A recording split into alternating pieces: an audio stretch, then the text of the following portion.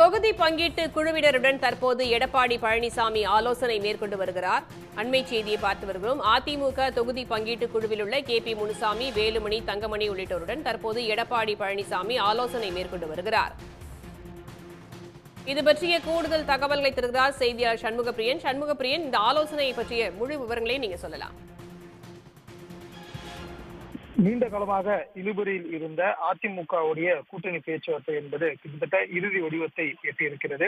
அதிமுகவுடைய கூட்டணியில் பாமகவும் அதே போன்று தேமுதிகவும் இணைவது என்பது உறுதியாக இருக்கிறது.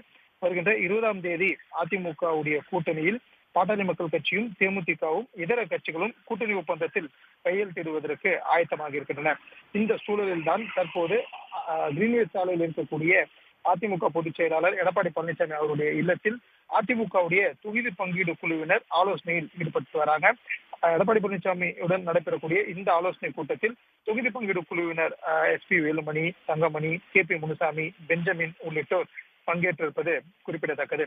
அதிமுகவுடைய கூட்டணியில் பாமகவும் தேமுதிகவும் இணைகிறதா இல்லையா என்ற நீண்ட இழுபறியுடன் பேச்சுவார்த்தை என்பது நீடித்து வந்திருந்த சூழலில்தான் இன்று தினம் அது உறுதியாக இருப்பதாக தகவல்கள் வெளியாகி இருக்கின்றன.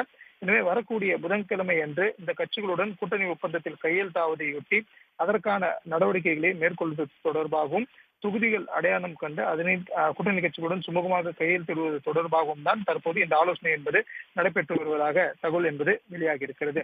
மேலும் எடப்பாடி பழனிசாமியுடனான சந்திப்பு என்பது இன்று தினம் நிறைவு பெற்றதற்கு பின்னர் அதிகாரப்பூர்வமாக அதிமுகவுடைய கூட்டணியில் இருக்கக்கூடிய கட்சிகளாகிய பாமக, தேமுதிக, SDPI, புதிய தமிழகம், அதே போன்று புரட்சி பாரதம், ஆல் இந்தியா ஃபார்வர்ட் பிளாக் உள்ளிட்ட கட்சிகளுக்கு புதன்கிழமை அதிமுக அலுவலகத்தில் வைத்து கூட்டணி ஒப்பந்தம் கையெழுத்திடுவதற்கான அழைப்பினை தொகுதி பங்கீட்டு குழுவினர் முறைப்படி விடுக்க உள்ளதாக கூறப்படுகிறது.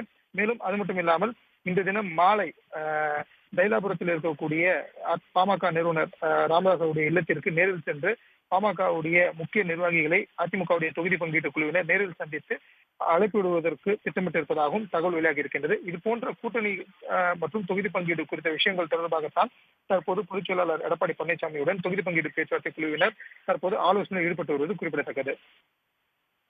தகவல்களுக்கு நன்றி சண்முகப்பிரியன். உடனுக்குடன் செய்திகளை தெரிந்து கொள்ள சன் நியூஸ் பெல் ஐகானை கிளிக் பண்ணுங்க.